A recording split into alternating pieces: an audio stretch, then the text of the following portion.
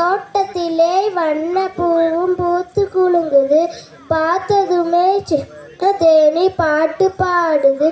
பசுமையான புல்ல தேடி மாடு மேயுது. பக்கத்திலே கன்று குட்டி துள்ளி ஓடுது.